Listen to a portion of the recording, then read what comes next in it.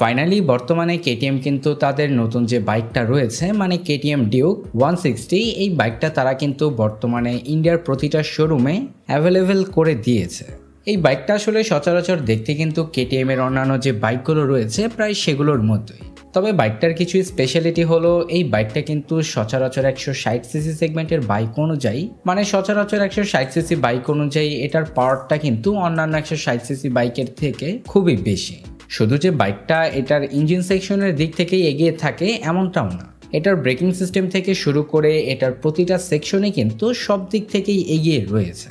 যাই হোক, কেটিএম এর এই বাইকটা কিন্তু খুব শীঘ্রই আপনারা বাংলাদেশের মার্কেটে পাবেন।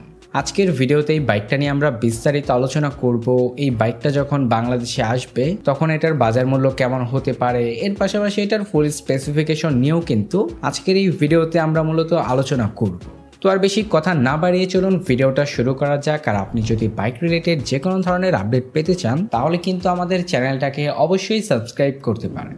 প্রথমেই বাইকটার লুকস অ্যান্ড ডিজাইন এবং এর বিল্ড কোয়ালিটি নিয়ে যদি বলি, এই বাইকটা কিন্তু সচরাচর কেটিএম এর যে অন্যান্য বাইকগুলো রয়েছে মানে ডিউক সিরিজের প্রায় সেরকম টাইপেরই, মানে কেটিএম 200, 250 এই বাইকগুলোর মতোই কিন্তু আসলে এই বাইকটার লুকস অ্যান্ড ডিজাইনটা করা হয়েছে।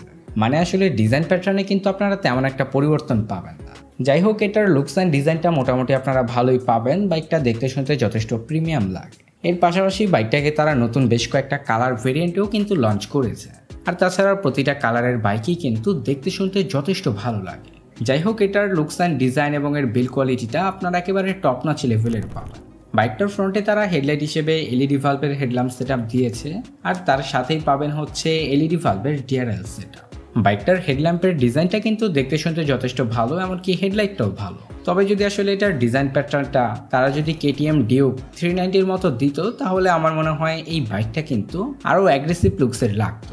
কারণ কেটিএম ডিউক 390 এই বাইকটার হেডল্যাম্পের ডিজাইনটা কিন্তু দেখতে শুনতে যথেষ্ট আইক্যাচি লাগে। তো আর কি এই বাইকটার হেডল্যাম্পের ডিজাইনটাও যদি তারা এই রকমের দিত তাহলে আমার মনে হয় দেখতে শুনতে বাইকটা আরও অ্যাগ্রেসিভ লুকসের লাগতো। তো আমার মনে হয় বাইকটাতে এই দিকটা পরিবর্তন হলে অবশ্যই ভালো লাগতো। এরপরে বাইকটার ফ্রন্টে আপনারা আপসাইড ডাউন সাসপেনশনের পাশাপাশি পাবেন 17 ইঞ্চি অ্যালয় রিমের সাথে 110 সেকশনের টিউবলেস টায়ার এবং ব্রেকিং সিস্টেম হিসেবে রয়েছে 320 মিলিমিটারের ডিস্ক ব্রেক।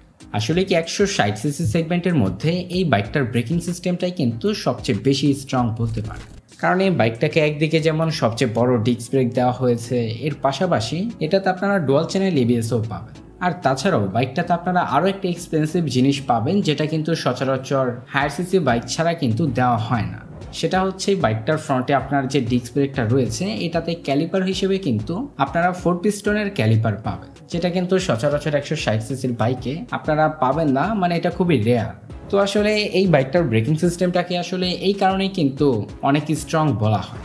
এর পাশাপাশি রেয়ার আপনারা অ্যাডজাস্টেবল মনোশক সাসপেনশন পাবেন, সাথে 17 ইঞ্চি অ্যালয় রিমের সাথে পাবেন 140 সেকশনের টিউবলেস টায়ার এবং ব্রেকিং সিস্টেম হিসেবে পাবেন 230 মিলিমিটারের ডিস্ক ব্রেক।